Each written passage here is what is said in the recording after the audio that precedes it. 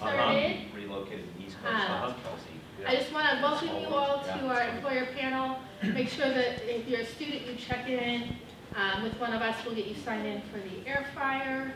Because I know that is part of the excitement is the air fryer. Big deal. And we're going to get going. We do like to tell you we are recording this and we will get it out to the rest of the students because we know that when we move inside it's a little smaller. I'm going to turn it over to Natalie, our president at AS, and all around superstar. And she will introduce you to the panel. No, I'll turn it over to you. Hi everyone, my name is Natalie. My pronouns are she, her, ella. I am a Sonoma State alum as of last semester, currently in the multiple subject credential program, and I'm very excited to introduce you the panel. So we'll go ahead and start with Jenna. They've worked for the Jackson Family Wines in a variety of positions for 11 years, the National Sales Recruiting Manager, a Chico State alum. And they worked very hard to build a business within a business and create a brand of success around their name, professionalism. They have a passion for industry, competitive nature, and a likable human. This goes for every role within sales as well as internal. Jackson Family owns a distributor. They recruit for SSU because a lot of students have a passion for the industry in the wine country. They've worked at a winery, tasting room, restaurant, etc. And these positions are all internships that create value to us. And then I will also go ahead if you would like to add anything else as well. Yeah, I mean, that's a great bio. I wonder where you got that. But no, I'm Jenna Childers. I have been with Jackson Family since I graduated from Chico State. I graduated in, May of 12 and started with the organization that same year. I've had a lot of fun in the industry. It's not where I saw myself going. That's why I love speaking to different opportunities in the industry. I was a psych major, so who would have thought that I'd be in sales? But here I am. So just, I would say never having a specific path, but being open to a lot of opportunity for growth and development. Yeah. All right, we'll go ahead and move on to Amy. They have been in the role as human resources analyst within the County of Sonoma for 6 years. They have their bachelor's degree in child development, then returned to school years later, obtaining a specialized instructor teaching credential and a master's in education from San Jose State University. They taught workshops in the semester-long class at SJSU. For many years, they were assistant director and program manager at Stanford University, returned to school, became an early childhood special education specialist. Then after moving to Sonoma County 7 years ago, decided to return to their roots of working with people and policy, but now in the field of human resources. And then I will go ahead and pass it. So I'll just we'll just continue on, but just to get a chance to get through everybody. But thank you. So thank you. All right, and we can go ahead and move on to Michelle. All right, so Michelle is the HR manager at Ascent Cloud. Ascent Cloud provides industry-leading solutions for sales and customer-facing teams that enhance their CMR and empower leaders to improve performance. By combining the power of multiple products, they provide an end-to-end suite to address the challenges that sales and customer-facing leaders face on a daily basis. Elevate your business with solutions crafted for the modern team. They worked with HR for over 20 years, and they are a graduate of the University of Michigan. Just happy to be here.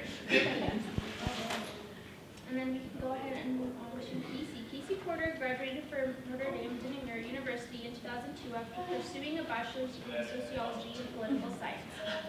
In 2000, Casey started as an intern with Enterprise Holdings and joined the management training program in 2002.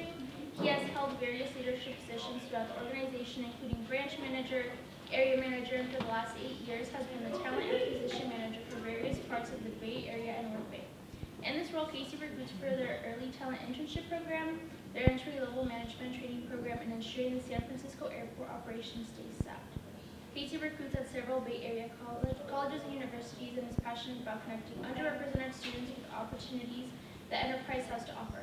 Casey's incoming president-elect for the Mountain Pacific Association of College Employers, an organization focused on being the leading resource in professional development for the career services and talent acquisition community.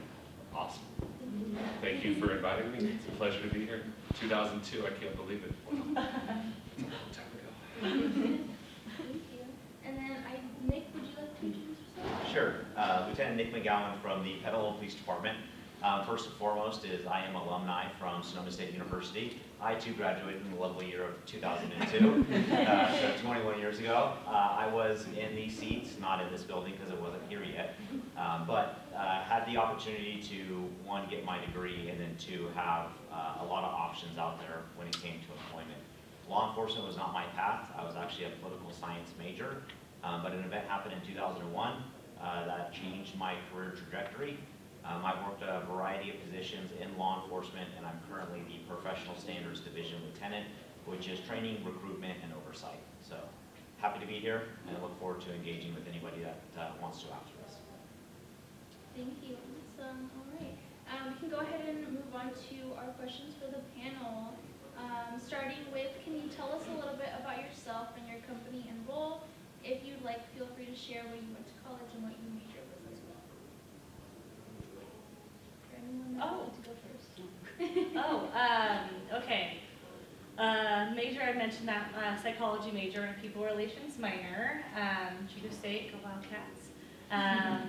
What was the other piece? Sorry. A little bit about yourself. Yeah. And your company. Yeah. So we are, in a super quick snippet, family-owned and operated international wine company. We own over 50 wineries globally. We're heavily rooted here in California with winery like Kendall Jackson, La Crema, brands that I'm assuming every one of you have seen before in your lifetime. We also own wineries inland in Oregon, France, Italy, Chile, South Africa, and Australia.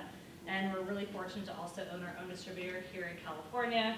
We own our own stave mill, so the best thing about Jackson Family, to sum it all up, is we are control freaks. We like to control everything from the ground to the glass into the consumer's hands. So, covered. Thank you. Yeah. Well, I'll go next. So I work with the County of Sonoma. I'm a human resources analyst. And one of the things I like to share when I'm talking with people that are looking at careers with the county or looking at first careers is this is actually my third career. And I'm incredibly happy with what I'm doing, but it's been a hop, skip, and a jump. And just because of what you're doing when you're first out the gate, when you graduate college, doesn't mean that that's what you're going to be doing 20 years or even what you might be envisioning right now. And so, keeping an open mind. So the County of Sonoma, the County of Sonoma has 28 different departments, and each department operates like its own little business, whether a small department of 5 people up to, we have our Sheriff's Department, which is our law enforcement, one of our law enforcement divisions, might have 300 people. And each business kind of works independently, but also through some central operations like having central human resources. And there's just a variety of different paths to go in the county, and really our focus is on providing public services, superior public services to the County of Sonoma. So I think that's probably enough about me for the moment. I'll just share, I think one of your questions was what was our kind of our first job, right, or is that a different one? Yeah. Okay.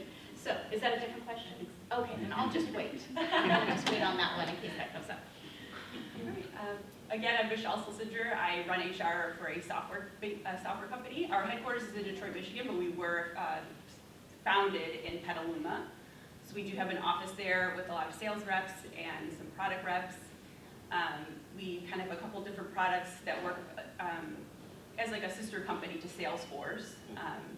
I've been in HR since I graduated college, mostly because I love rules and I hate bullies. So it kind of just united my two favorite things. I graduated at the University of Michigan, and I was a business management major, mostly because I didn't know what I wanted to do at the time. And it was such a broad thing where you could do accounting and marketing and general business, but I really fell in love with HR through an internship. So that's kind of how I ended up here today. Awesome. So I work for Enterprise, so we are one of the largest privately held companies in the U.S. I think we're number 7, and we're still owned by the same family that started us 65 years ago. So just really amazing story from a 7-car startup into now being the size of the organization that we are now in over 100 countries.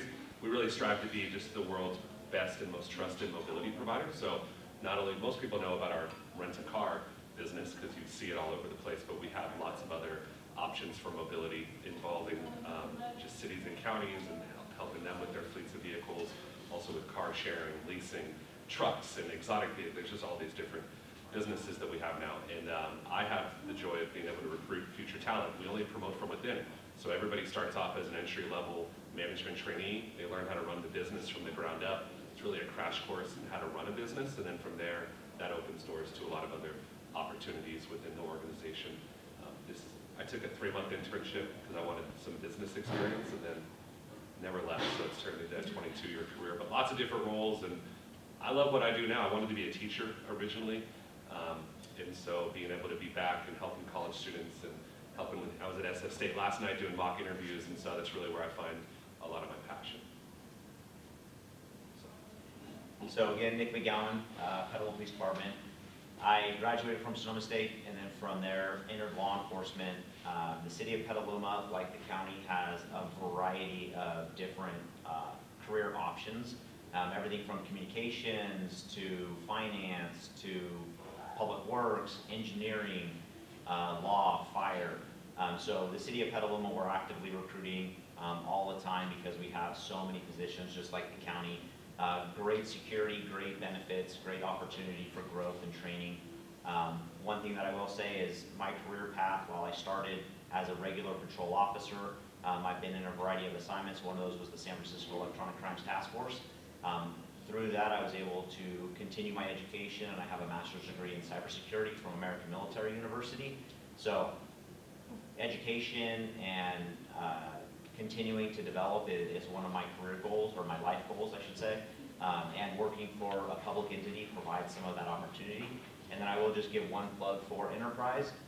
So I oversee fleet for the police department, and we have a carbon initiative basically to help reduce carbon emissions, and we're collaborating with Enterprise to help track and monitor how much greenhouse gas we emit from our fleet.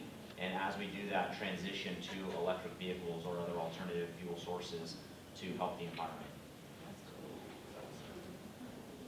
Thank you. All right, we can move on to the next question. Can you tell us about how you got to where you are today? Feel free to include your first role out of college and your first role within the industry you're in now, if those are different. Okay, we'll just go like this. That sounds great. So my first role out of college was managing a list of chain accounts, so grocery stores, making sure that our distribution, marketing, and sales of our product were like exceptional, so we were connecting with the consumer as they're shopping in a grocery store. So on the back end, I was in a grocery store at like 4 or 5 o'clock in the morning, in the back room, bailing old cardboard, finding my cases in a huge pallet full of wine, praying to God that my buyer actually like purchased the wine that I asked him to buy. So extremely challenging, so rewarding. It's pretty much the perfect job right out of college for those who want to get into the beverage and alcohol industry. I'd recommend it to any student that's like, oh, I'm interested in that industry. Go do that job, because it kind of earns your stripes for pretty much anything else in the industry. And how it got to me where I wanted to go is I never wanted to be in chain sales. I wanted out very quickly, so I worked extremely hard navigating my relationships, finding mentors, increasing my numbers, so I got noticed, and then I went into the on-premise sector of our business, and I loved that. I gained 25 pounds because I ate and drank throughout my entire work week. Had the best time. I was running my own business, opening up new accounts, and that was really fun. And then slowly transitioned into this like sales trainer, campus recruiting type role, and now I oversee all recruiting at a national perspective for all things sales and DTC. So, just foundation builders, you know? Wonderful. My very first job right out of college with my degree in child development was I worked at Stanford Hospital, and I was in this double locked unit that tracked everything that went wrong in a hospital. Essentially, I was an ambulance chaser's dream come true, if they could only get to us. So, but there was a merger at that time of Stanford Hospital and UCSF that quickly unmerged, and I wasn't sure if I was going to have a job at the end of that, and so I moved over to the university side, and for about a year I was with the Student Disability Resource Center, supporting students and ensuring that all of their accommodations were in place in the classroom. And then the business school stole me to go and do that work and work with the international students. and be an academic advisor for the business school students. So I did a few different roles there, but for my time at Stanford University, I was mostly a program manager and then an assistant director. But without getting my MBA at Stanford, there was nowhere for me to really go from that assistant director up to the director. So I had always been a true believer in early intervention with young children. And so I found out that there was a grant at that time to go back to school, and it was completely covered for me to go get my teaching credential at that time for early childhood special ed. And so I did that with the plan to go into administration, because I knew that my skill set, I was never going to be in the classroom. There was never going to be a really strong suit for me to stay in the classroom for a long time. But I did end up getting to start up new programs and did a lot of really unique things as an early childhood special ed teacher that were a little different than being in kind of a standard classroom. So there's lots of different things to do if you get your teaching credential. And then I moved up here to Sonoma County about 7 years ago from the Bay Area. And I wanted to go back to my roots of, I love your term of you like rules and you don't like bullies. I really like working at that intersection of people and policy, and even when I was in special education, because I was in this really niche role, I spent a lot of time with people and policy and digging through laws. And so I did kind of a self-inventory. What do I want to do next? And thought, you know, I've always done HR-esque things. Maybe it's time to go look into moving into HR. And the way that the government application processes work are kind of different than you see in the private sector, and so I was able to really kind of make a case in my application to move forward to an interview process. And I was selected very happily, and so I've been there for about 6 years, a little over 6 years now, with HR actually in my title. Great. Well, when I went to the University of Michigan, I was a working student because I came from like a blue-collar family and needed to kind of offset some of the costs. And so I worked as a bartender, and someone on an executive level at General Motors was a regular customer, and he actually was a good bridge for me to get an internship there. And I started as an HR intern, and then became an HR assistant, then specialist, then generalist, then manager, and now director. So I was mostly working for auto companies. A lot of people in the city of Detroit do, but made the jump to tech about 2 years ago and haven't really looked back. So yeah, I can tell you as a working student, sometimes I think you feel like you are at a disadvantage, but I think the networking possibilities, and then obviously it's not an easy thing to do, so stress management, project management, time management that it takes to be that, I always put as a skill set, you know, above your average student, so. Yeah, my story is pretty similar to most people who are in management and enterprise. This is not what I thought I was going to do. I'm not passionate about rental cars. I had someone ask me the other day, I must be really passionate to work there for so long. It's just the rental cars are just the widgets that allow us to make money. We're really more of a people development company, relationship. I told you guys all earlier I wanted to be a teacher, so that's what I thought I was going to do. And I just happened to walk, and it's a true story, I was a political science major, sociology, and I took a different turn to go to class one day, and there was Enterprise, was on campus with the tents. And I made eye contact with the recruiter, and she said, do you want to learn how to run a business? And I was like, man, that sounds great. And 22 years ago, they were willing to pay me $10 an hour. And like, that sounded awesome too. And so I did an internship for 25 hours a week and just fell in love with it. And it was fun. And what I really liked most was just building relationships with customers and helping people. Most of the customers that we see in Enterprise are having a bad day. They probably just had a car accident. So they probably just dealt with a police officer and a tow truck driver and a body shop and an insurance adjuster. So no one who walks in is like, I'm so happy to be here today. Everybody who walks in is having a bad day. And so I really enjoyed the challenge of trying to put a smile on someone's face and make their day better. And from there, I learned how to build relationships and hopefully earn people's trust, and never really looked back. I've tried to leave. I think a couple of us have tried to leave where we are, and just to see what else is out there. And really lucky to have mentors and advisors within my career who've walked me back, and that's because we only promote from within. So everybody sort of has been through this similar set of experiences where we're all able to help each other.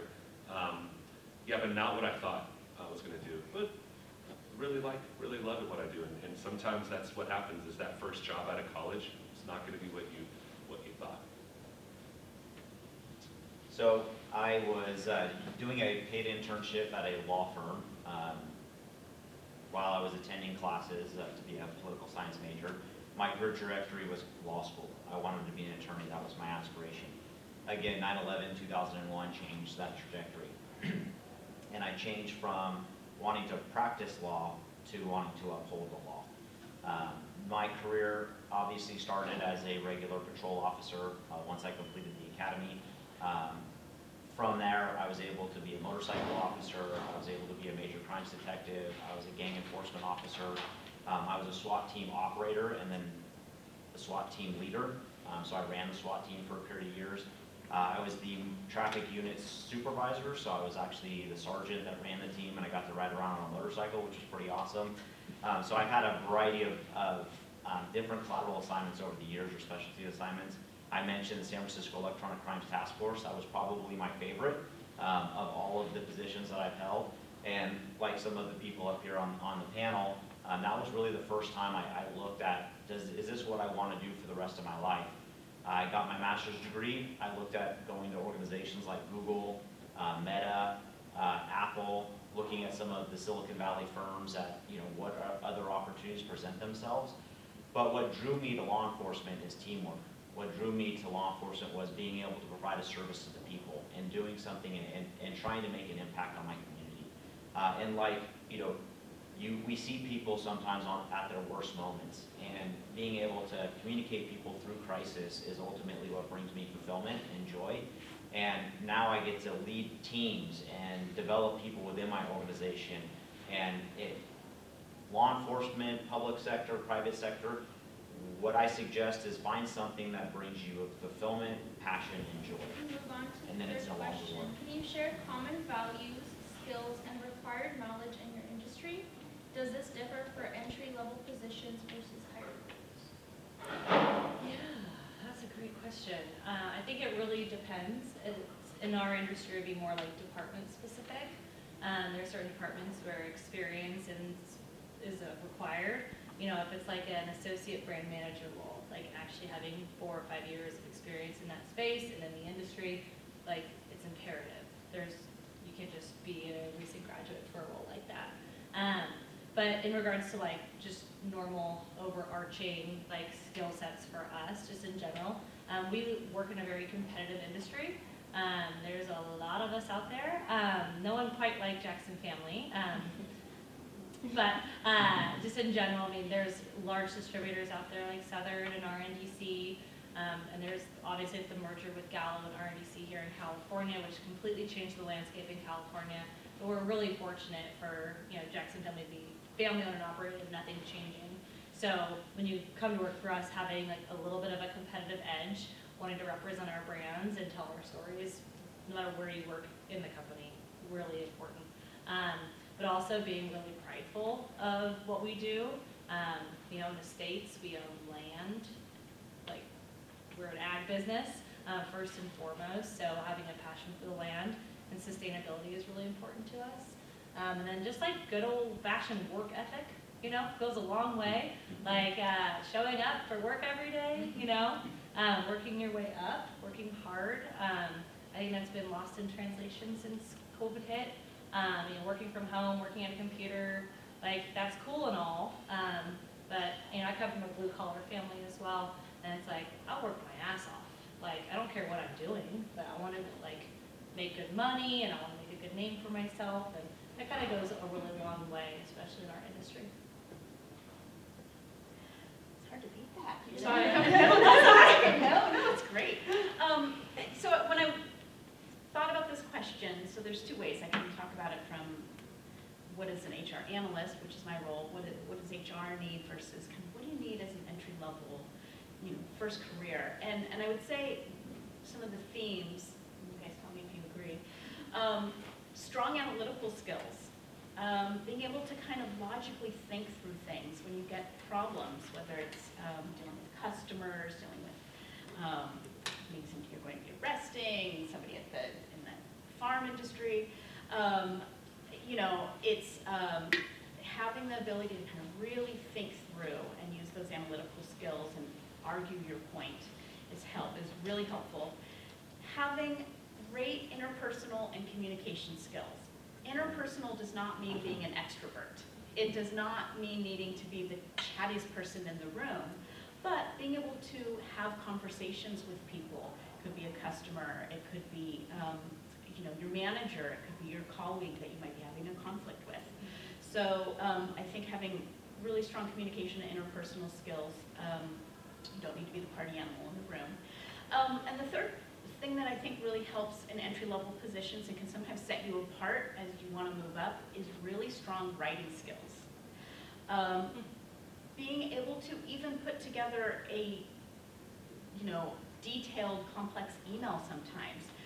It's amazing how many times I have to do reports and write down my analysis of something going on, or when I'm working in our talent acquisition, putting together clear job announcements that talk about what a position's going to be doing. So I use my writing skills in a lot of different ways, and then being able to change your writing style depending on if you're talking with a colleague versus the county administrator.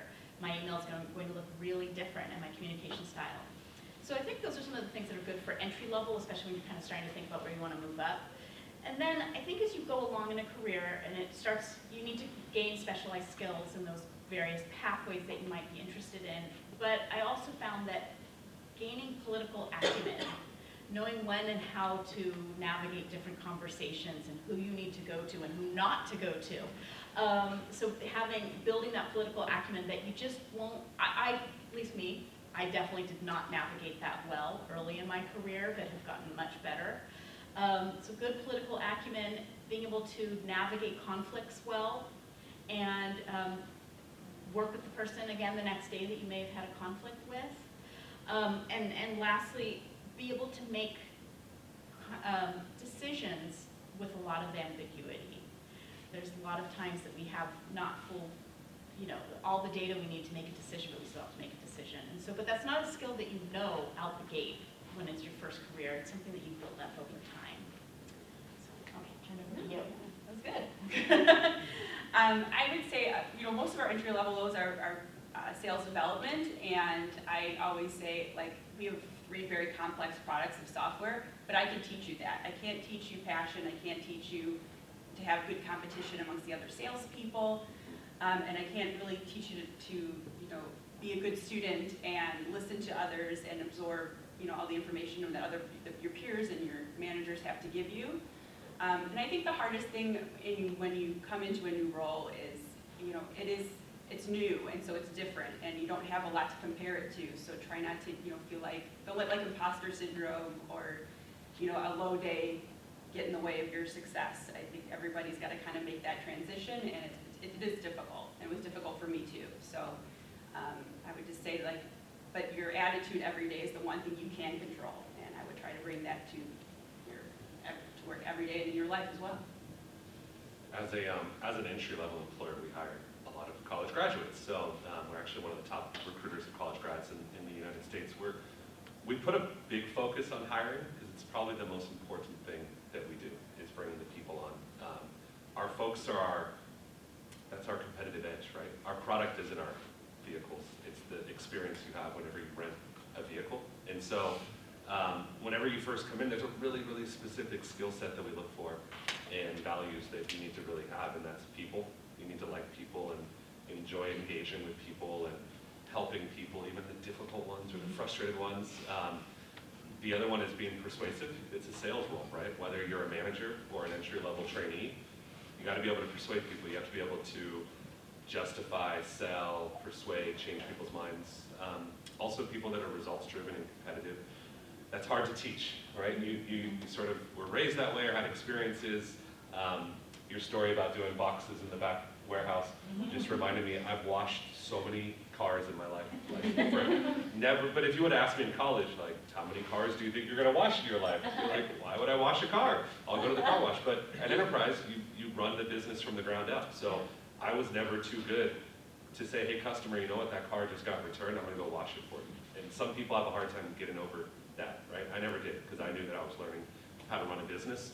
And then leadership we look for, and then as everybody has pretty much said, communication, being able to convey your thoughts, talk to folks, not only written, but also verbal, how you present yourself, first interaction, first impressions, that all goes into it, and so that's a big part of it. So that's why when you walk into an enterprise office, whether you're here or on the East Coast, a lot of people will say, like, what do you put in the water, what goes on here? Everyone's pretty similar, and we all look different and talk different, and we have different life experiences, but we all share these 6 common traits, and that's what I just talked about. And the reason why we hire for those 6 traits is because the fact that we promote from within, those are all the same traits that our senior leaders have, that our CEO has, because they all started at the bottom. And so those are really the values that we look for when folks join our teams. So entry-level positions with the city, I'll talk about the city kind of globally and then focus more on law enforcement specific. But the city, it's a strong work ethic, its ability to think critically, the ability to have good, strong written communication, and handle yourself professionally. We're representing an organization that's much bigger than us. And as the face of an organization, whether it's a city, a county, or a private industry, a private business, when you interact with people, you're a representation of that. So moving that to law enforcement, as a law enforcement professional, I also have to have, strong ethics. I have to hold people accountable. I have to be willing to have hard, critical conversations, meaning that as I'm holding somebody accountable, I'm looking for an opportunity to help them grow. And when faced with adversity, right, we have to remove words like no or I can't from our vocabulary and start to think of things as opportunities.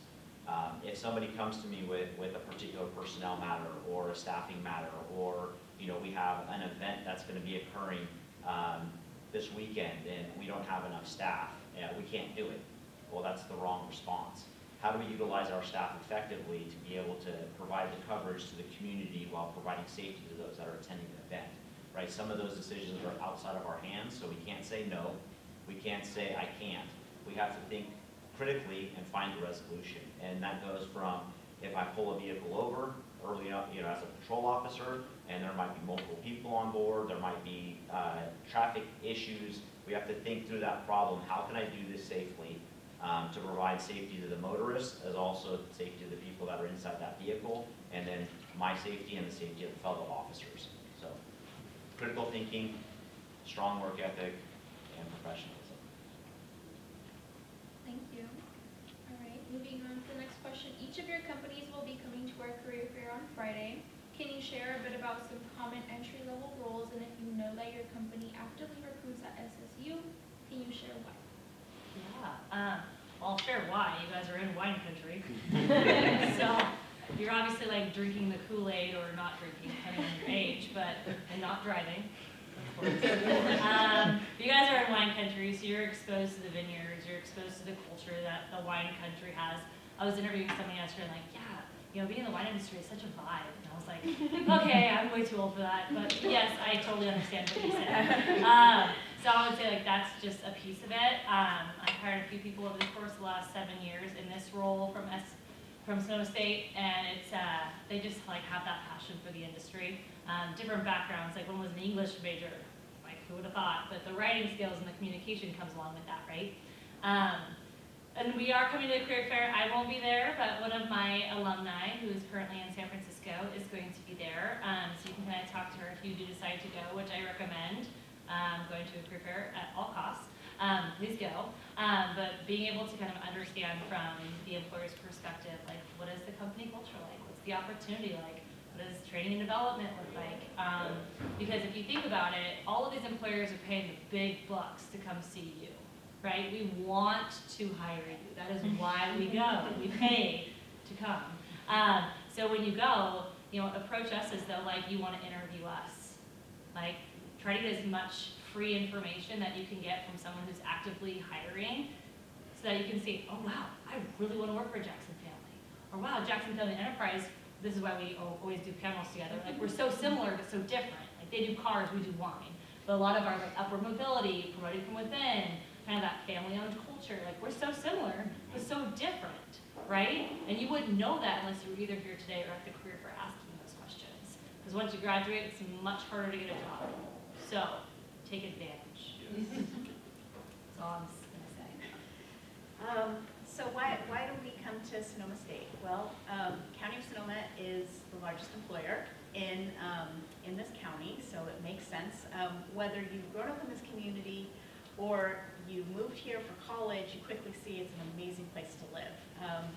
I've lived here about 7 years, and my husband and I still drive around going, this was the best decision of our life.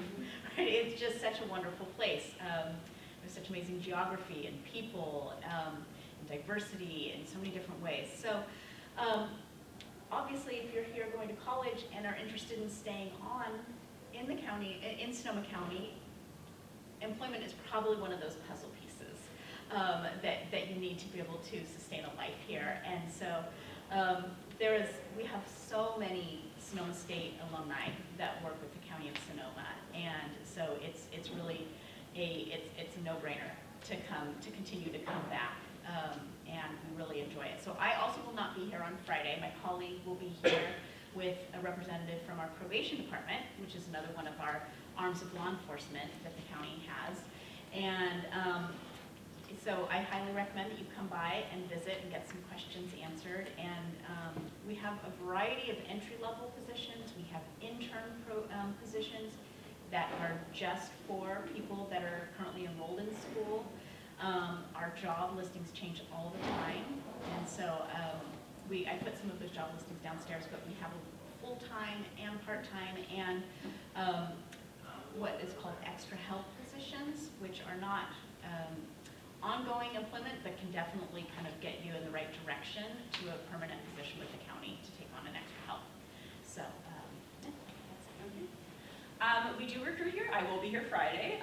We right now have in the office, in our Petaluma office, I think there's 14 people and 8 are alumni. And so when I joined the company, there's some of the more successful people in our company too. So I kind of sourced where they all came from, then maybe kind of get involved here.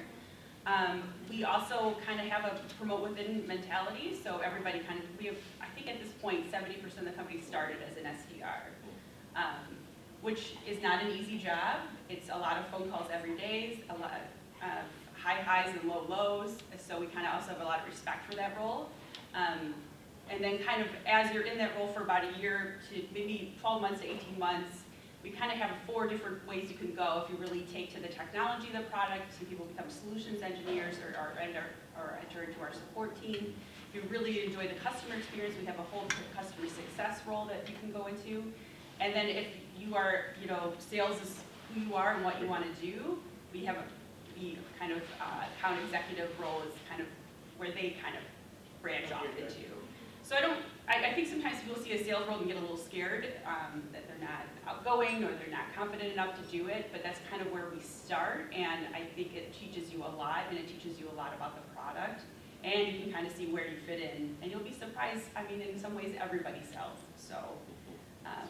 You can't sell yourself, you can't sell anything else. There you go. So yeah, that's what we'll be recruiting for on Friday, and I'd love to see you come back. You bring up a good point about sales. Yeah. I was like, I'll never go into sales. And then I started doing it, I'm like, okay, this seems to work. So there's a couple positions that I hire for. Our main position that we're gonna hire 10,000 grads across the country this year Holy cow. is our management trainee role. That is the entry-level role, so it's a 12-month program. It's a crash course in how to run a business. You do not need to be a business major. Some of our most successful are psych, sociology, marketing. For those of you that know Dr. Campbell, any of you guys taken Dr. Campbell's class, enterprise was his first job out of college. He worked at our Fremont office. I worked with Giselle, who they were trainees together. She's worked with me, and she's a colleague of mine in talent acquisition. So we've been really lucky to have a lot of advocates here on campus, including the Career Center. We've had a long history with Seawolves. If you go into our store on Cleveland and Santa Rosa, the entire office is all Seawolves. Sarah Marcus runs it. She's an alumni from a few years ago. We love it. That's why we all always come back. So as a management trainee, like I said, 10 to 12 month crash course in running a business. You wear a lot of hats. You cannot say that's not my job, because it is your job. Everything's your job. You're helping with finance, customer service, marketing, sales, washing cars if that needs to happen, getting to know customers, building that strong relationship. And then that's for graduates, so people that have already graduated. And then if you are a rising senior and you are looking for an internship, we have a 10 to 12 week summer internship that I hire for, which is really the first 2 or 3 months of our full-time program. It's paid, you're not gonna make $1 million, but you'll make 20 bucks an hour, and you're gonna learn a lot, and that's for sure. You'll get a really great experience, get your foot in the door with a great employer, and then hopefully have an offer for you whenever you graduate. For our summer interns, for the month of July, you have the chance to build a business plan as it relates to sales or marketing or customer service or finance, manage a program, manage a plan, so you get to manage full-time full-time employees. And then before your summer is over, you do a formal business presentation to our senior leadership team. So really great professional experience, communication, sales, really just work ethic. You're gonna walk away with a lot of great stories to tell, hopefully in your enterprise full-time interview or an interview with another organization. City of Petaluma, I'll represent the city. We come to Sonoma State for multiple reasons. One, we know that the education provided by Sonoma State is top-notch, and the people that come out of Sonoma State tend to be great employees for our workforce. The Petaluma Police Department, we have multiple alumni from Sonoma State. Two of them are here today participating in this event in terms of the day. I guess this is two. We did the resume builder yesterday, and we're here today, and then we will be here on Friday. I will be here myself. We are recruiting right now for police officer trainee, so people that would become a police officer and go to the academy. We're recruiting for entry-level dispatchers. We have other opportunities such as interns. We are evaluating right now paid interns. I have the authorization from our Human Resources Department to develop and create that opportunity. So if you're not yet graduating, that might be an opportunity worth looking into. Like I said, when I was talking about my career development, I was an intern for a law firm, and it truly gives you a great opportunity to look at an organization, look at the culture, see if it's something that, one, that does the career path really align with what you want, and two, to build some experience, right? That will either be good for that organization or another organization. Tomorrow or Friday during the career fair, there's one thing that I will say: make sure you come for the swag, right? Interview the people, ask us questions. Ask us questions about, do you enjoy going to work? What drives you? What made you stay there? What learning opportunities did you have? What career development did your organization provide you, right? Make sure that when you're looking at what opportunities present themselves, that you're asking the critical questions that are important to you. And we have a limited supply of these Petaluma Police Department sunglasses, so make sure you stop by our booth. They are UV and rubber, so they will not break. See, he's in sales, he's selling this. And you wouldn't think that as a sales job. Moving on, what do you feel is the biggest misconception that college students have about careers or the workforce in general?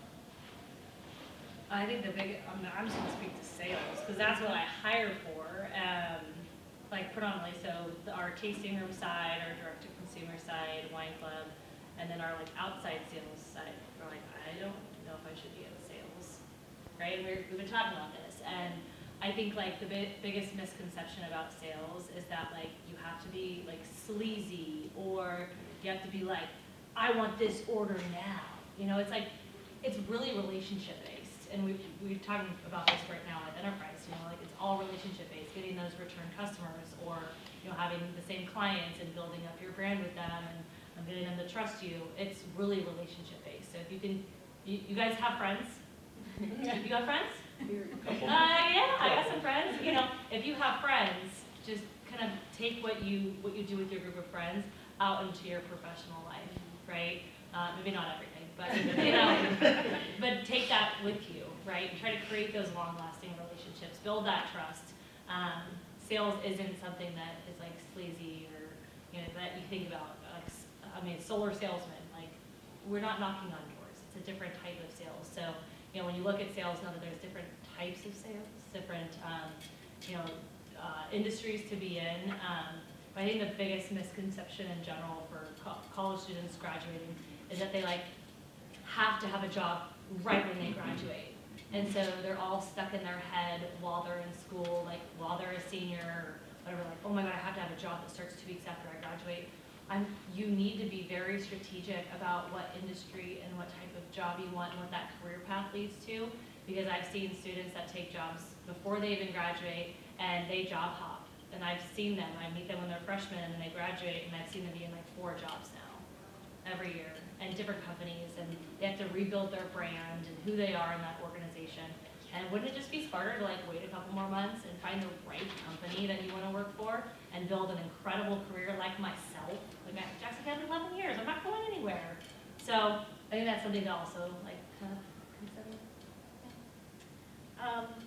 My advice might be a little different. Oh, but- no. but No. I mean, Different it's just a perspective, different right? perspective. So I caught myself, I have a daughter who graduated college, and then I have a teenager.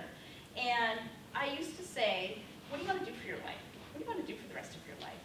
And that question has really changed, that I ask my own kids, what I ask when I talk with college students. What do you want to do for the next 5 years? Because there are so many careers. Think about our tech industry. There are jobs that are going to exist 5 to 10 years from now that do not exist right now. And so, you know, and I think there's a lot of anxiety of the idea of what are you going to do right when you graduate? And are you locked in for the rest of your life? No, you're not. I'm definitely, you know, a spokesperson for that. Like, I couldn't be happier now working in human resources, but it took me some pretty significant career changes to get there. And so don't feel pressured, you know, to think about what are you going to do for your life. And so when your family asks, what are you going to do for your life? What are you going to do when you graduate? You know, well, here's my plan for the first few years, you know, and that's okay. And you're going to figure it out. And so I'll just share this. When I used to work at Stanford University, I would rather crawl under a rock and die than speak in front of more than 2 or 3 people. And I really had to push myself. And I still have to push myself every single day. But I've been a semester-long lecturer at San Jose State. I've taught many workshops there. I've done adult education. I do public trainings. I do trainings for employees at the county. I do a lot of speaking in front of people. But if you had told me at the beginning of my career that one day I was going to be sitting on a panel at Sonoma State, I would have said no. There's no way that's going to happen. So just have some flexibility with yourself and some kindness, and don't put too much pressure on yourselves that you need to have your whole life figured out. I would say that, you know, I think a lot of people think because you don't have any professional experience that you don't bring anything to the table. And, you know, when I was younger, I always worked in the service industry, and when you were a waitress, if like the plates were dirty, if the food was too expensive, if the food was slow, you got yelled at for that. And like the de-escalation plus the stress management of having a bunch of tables and making sure that they all get good service. And, you know, also like in my group of friends, I'm always the one that organizes and kind of does the logistics of when we do anything together. I use those skills every single day. I mean, you know, if you can de-escalate someone who's upset, or if you can organize lots of things at once, or handle the logistics of something, that is a skill set that is very important. And I would, you know, and I think in most, you know, jobs you have before you graduate college, you have that kind of experience, and don't be afraid to sell that. Yeah, that's a huge one. When I interview a lot of students, I'll ask, hey, is this all your experience? And they'll say, no, I've had a lot of part-time jobs, but I didn't put that on my resume. I'm like, why? Why not? And some of them are like in and out for 4 years, and they were promoted to level 6, which is a big deal, right? Not everybody's able to do that. Biggest misconception is, I think, I'm going to echo, your first job might not be what you think it's going to be. So that's why I tell everybody, when you go to the career fair, go to Handshake, see the organizations that are going to be there. There's going to be probably the 3 or 4 that you want to talk to, and then go talk to 3 or 4 that you didn't know anything about. There's a lot of really cool companies out there that you may not know because they don't have that big brand name or that big name, but they have so much internal mobility and opportunity and pay and benefits, but you need to go talk to them and ask questions. So make that list. You guys have all the employers that are going to be there. Spend some time doing that research, looking up, you know, their careers website, taking a look who's going to be at the fair, looking at their LinkedIn profile. So whenever you meet them, you can make a really positive first impression. Yeah. I would say the biggest misconception when entering law enforcement is one that it's easy. It's a job that changes every single day. Every day I put on a uniform or a polo shirt and go into work, I'm faced with a different set of variables, and I have to figure out how to move through those. So when you get into whatever industry you want to, understand that the work is not easy, the work is what you make it.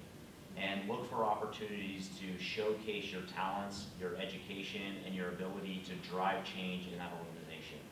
I will say one thing that's critical about our youth as they enter the workforce is the ability to think differently is critical, and it helps us shape the organizations to make the organizations better, because if we're better internally, then we're going to provide a better product externally, right? So if the people in my organization are innovative and up to current trends and behaviors, then we can model that internally, and ultimately that's how the community will see us, or the people that we're serving. So don't go in thinking it's easy. Go in looking for opportunities, and look for those opportunities to showcase you. Panelists did such a good job speaking, our student had to go to class.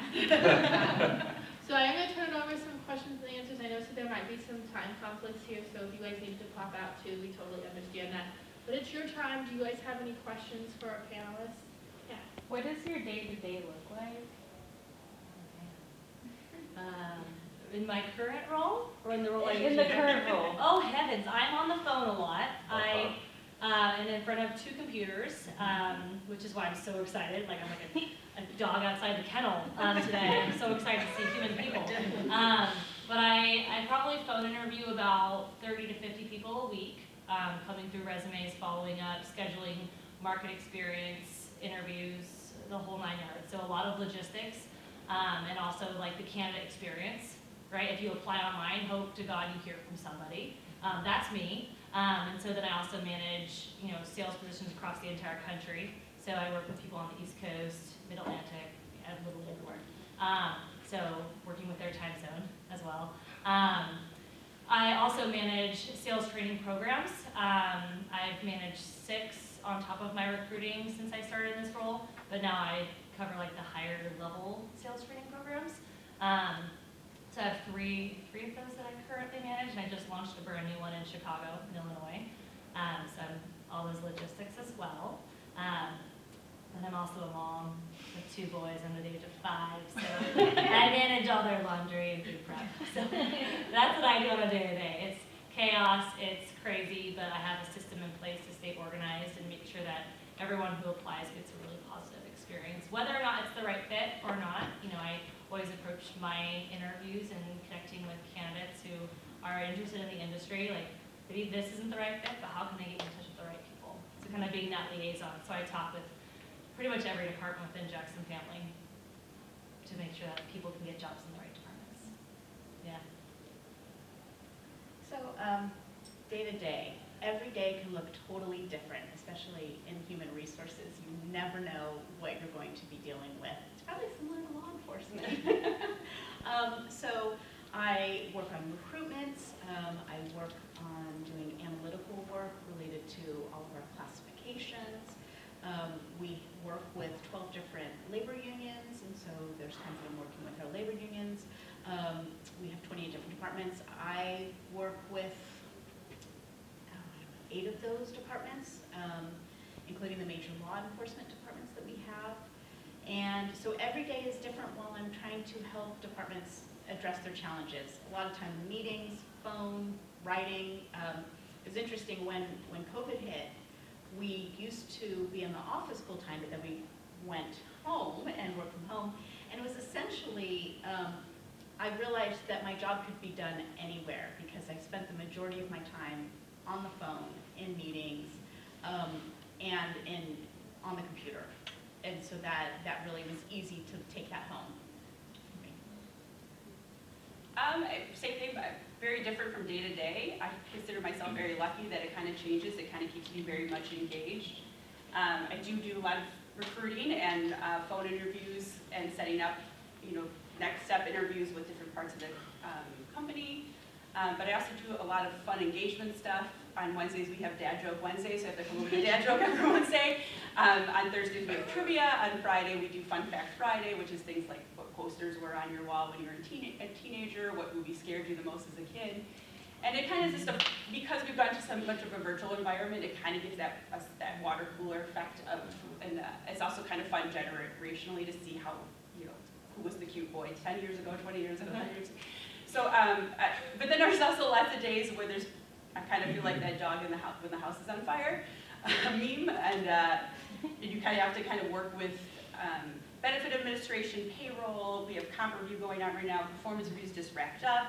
Our intern program starts in 2 months, and kind of prepping for that. We have 2 big employee kickoffs every year, and kind of the logistics of that, and making sure that there's food for the people that are gluten-free and vegan, and so just all different things every day. And you know, working with people is a very high and very low lows. So it's an interesting thing every day, but I'm very thankful. I never have trouble getting out of bed in the morning. I never feel upset on Sunday nights to work the next day. I think that's the greatest thing you couldn't ask for. And that's the things I would ask when you do go to companies on Friday, like what is your culture? What do you do to engage your employees? You know, we volunteer monthly, and I'm so thankful for that. I basically get paid to go like work at an animal shelter for half a day. I mean, that's awesome. And so for me, those, you know, interview them too, I guess is the. Over time, it's changed a lot. So I was in operations for a long time, and our retail hours were 7:30 to 6. So that's where I was all day. I was at a branch. I was running the office. I was going out in marketing, visiting people that we do business with. Then I moved into being a territory manager, where now I had to manage from afar. I couldn't be at the store every day, so I had to manage through managers. And then what I do now, it's really cyclical. There's really busy times and there's not so busy times. So right now, really, really busy. It's college recruiting. I was at SF State till 9 o'clock last night. I'm back up here. I'll be here on Friday. I do 7 schools in the Bay Area, so it's pretty busy right now. I also manage our summer internship program, so trying to hire a bunch of interns, get them ready, make sure they have a great candidate experience, because a lot of what we talk about is candidate experience. Just like I helped customers before and making sure they had a great experience, well now you all are my customers. I want to make sure you all have a good experience. So how many of you have applied to a job, interviewed, and never heard back from anybody? And you just fall into that black hole. It happens, right? Sometimes it happens. I try not to have it happen, and so I really try to follow up. I stay very organized. My Outlook calendar is to the T. There's a lot of color coding going on to make sure I know everything. I do a lot of meeting with employees, checking in with my new hires. That's another metric I get graded on is retention, so making sure people are happy, they're in the right place. And then as a senior leader within the region, I get sent out a lot to go give advice and mentor people who are going through things that I already went through, that I was able to overcome. And a big part of what makes us successful is we can go out and share those stories. And so a lot of what I do is listening, right? Showing empathy and trying to find resolutions, right? We can't always say, let me fix this right away for you, but we want to show you the path to do it so that you could then figure out, you know, the solution. But yeah, it's all people related. And during COVID, I did a lot of interviews online, and my son, who was 9, at some point, he got to the point where he could tell if this candidate was moving forward, because he listened, like his desk was right next to my desk. And I do about 25 to 30 interviews a week, and so he'd always look at me like, because it's not, you know, it's not for everybody. And that's what I always tell people is a lot of people are just looking for a job. And so when you pop on my screen and I'm like, great, what are you looking for? Tell me what you know about the company. If you haven't done any homework and you don't really know what you're looking for, exactly, maybe like 2 or 3 sort of vague things, we're probably going to spend some time talking about that, because that's what I'm trying to identify, is do we have what you want? Because if we don't have what you want, like we're always going to try to make it work, but it's not always going to work. All right, my day. It's going to sound amazing. Get up at 4:50 in the morning. The reality is every day every day is different, and what kind of is the catalyst or what influences how my day goes is what happened over the last 24 hours, not only nationally but locally, and then within my own city. So I'm going to look for, I'm going to review the calls for service that my teams went to while I wasn't there, and look for anything that might have been a vehicle pursuit, a use of force, a major crime, you know, violent crime, such as an assault with a deadly weapon or a shooting, something that I know that as soon as I hit the ground at work that I'm going to have to look into and provide some attention to. Then I'm gonna look at what happened nationally, because national events will influence local events, right? Is there gonna be a planned protest? Is there going to be groups gathering? What is going to impact the community that I serve? And then obviously within the county and the region, I'll look at that as well. If nothing has happened and I'm able to just go in, then what I'm gonna do is I'm gonna start reviewing supervisory reports. What I spend a lot of my time on is I review every use of force or every either show of force, use of force, or vehicle pursuit, anything that generates something that needs oversight. From that, I review it for two things. One, were we within policy? And two, is there a training opportunity that I can present to my staff? And then from that, I have a team that will design and implement training to help us be better, right? Every call for service, there's an opportunity to do something better. Did we go in with the right, were we composed? Was my voice proper? Did I use appropriate language? Did I create the problem, or did I help resolve the problem? And looking at every call for service and analyzing that, and then providing better training to our staff so that it reduces the number of use of forces, it reduces the number of vehicle pursuits, it reduces those high liability incidents where we end up in the news, right? So that's my day from the oversight perspective. And then I have a team that does recruitment. I have a team that develops some social media content, and just collaborating with them and meeting with them every morning and saying, hey, what can I do to help you perform your job today? What do you need from me? Do you have the tools necessary to complete your tasks? Well, I have a question that when you first landed on your job, were you able to apply the knowledge that you gained from the school right away, or you did ask for that knowledge and that education that you got? And also, is GPA something that you look for interns or for the actually jobs who's completely relevant? Yeah, that's a great question. For certain departments, the GPA or your actual major, minor, your concentration, and work experiences need to be pretty aligned with what the job description would say. For the department that I hire for, not necessarily. I could care less about your GPA, but the fact that you went to school or worked a job, or in a club, you got a part-time job, you got an internship, just things that you've done while you were in school, that is great for me, right? A college degree is not quote-unquote required because of inclusivity, but also it is something that we do look at because of the business acumen and the structure that you took on while you were in college really translates very well into early career, right? So not necessarily, I've hired people from history, kinesiology, psychology, very different backgrounds, and I went into psychology because I have a terrible family. And I want to know why they were so bad and messed up. That's the reason why I went into psychology. I didn't do it for any specific reason. And I learned a lot, and I can actually apply a lot of it because I was a people relations minor. So it works for sales. Yeah.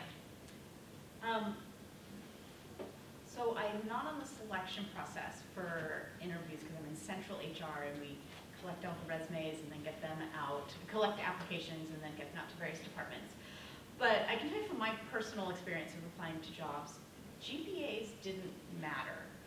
What did matter, and some of my very first references that I listed in my first couple of jobs were my professors, because I didn't have a lot of work experience per se, but they knew my work ethic from the classes. And so and maybe I didn't have an A+, but they knew that I showed up to class every day, worked hard, collaborated well in group assignments, everybody's favorite work.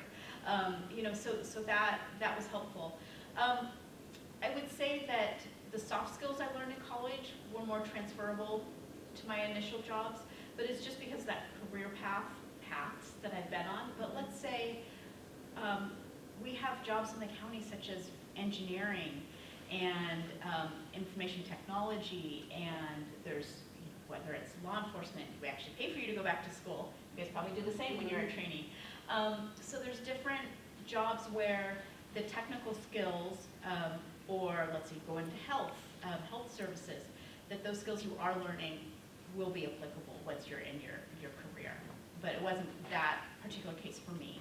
But I would say make good connections with your professors. That's who ended up hiring me to be a professor at San Jose State, was because I had a long relationship with this professor, and she'd been such a fabulous mentor, and she's one that lured me back into going back to school and told me about the grant that paid for me to go back to school. So they're some of your best advocates.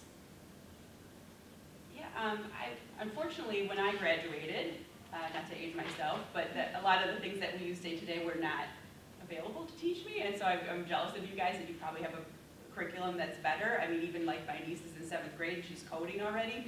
You know, the curriculums have gotten more robust, I believe, over the last decade. So GPA is something I do fight with our CEO about. He does like to look at it. I don't care. You made it happen, and you know that one bad grade you got in a class that wasn't your best skill set doesn't really matter to me. Also, I'm not really much of an education snob. It doesn't matter to me where you went to school and how you did it. If you went part-time over 8 years, or you were lucky enough to go the 4-year route and have the money to do that. So I do think sometimes it can, depending on who you're interviewing, can hold certain things against you. But I think most hiring managers, most people look at the whole picture, and everything's just a small piece of that. And so I wouldn't get necessarily negged out by something like that. But yeah, no, I think you guys are in a good set. You know, you have a much better curriculum than I ever did. So I'm jealous of that.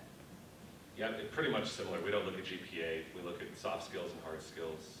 The interview is really a chance to talk about stories. When I interviewed for our internship, I've had 2 jobs. I worked at Century Theaters for 4 years, and I've worked here for 22 years. But the recruiter at the time was honed in on a story I was telling about winning a contest for, it sounds so silly, suggestive selling the most hot dogs, because we used to have contests, and I was really good at that. I wanted to see my name at the top, and I remember her asking me, well, why was that important for you? I was like, because I'm competitive. I want to win. I don't want to see my name at the bottom. And if I think the laser tag was the reward, and she was so excited about that. I'm like, why does she like hot dogs? Why is she so excited about this? But now I do the same thing. I'm trying to find out if you're competitive, if you're results driven, and that's what they were trying to identify at the time. And so, yeah, we don't, it's the soft skills which is really big, but we do require the college degree because we want to know that you could start something and you could finish it. Even though life throws all COVID at you, right? And you guys figured it out, and life throws all these crazy things at you. It's how you sort of bounce back. That's why I love when people bring up trials and tribulations and challenges and then telling me how they overcame it. I love that stuff because that's a big part of getting you through your first year at my company, because it's really hard, and you're going to probably want to quit if your first 3 months or 4 months. And how are you going to deal with that when it actually happens? To go to your question regarding does school prepare you for the position, specifically for if you go to the academy and you attend the academy, then you're learning codes and what's required to do the job. What Sonoma State really provides the opportunity of is you learn the ability to critically think, you learn the ability to take in information and understand it, and then report out in a method or a manner that other people can understand. So it gives you a solid foundation for success. To go back, most of us up here, GPA is not a critical component. I don't see GPA on applications. I only see GPA when it comes time to when we're going through the background process. And I'm not worried about 3.0, 2.0, 4.0. What I'm worried about is, was there a pattern? And is that pattern consistent with something that was going on in their life? Or were they able to improve? Because we are all going to hit stumbles along the road. And what we do during that stumble truly defines what our capabilities are, right? And if you had a poor grade in a particular class or had difficulty in a certain subject, that's fine, that's normal. Were you able to claw your way out of that to ultimately succeed? And that's what we care about, is commitment, dedication, being able to finish, and then your critical thinking abilities.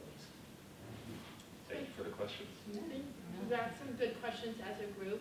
I'm going to actually open it up to some networking opportunities so that everybody can come talk to an individual person if you have somebody. available. So if we can just take a second and thank our panelists, they didn't have to be here today. They got to come for some, but they gave up their time, they gave up the time interviewing people and out of their normal schedule to be here to really help you succeed at the job fair on Friday, because they care about your individual performance at the job fair. So again, when you get a chance to network and thank them for that individually, before you leave, I have a quick thank you for you, so just see me, but otherwise I'll open it up to our students to just come up and network and naturally network now.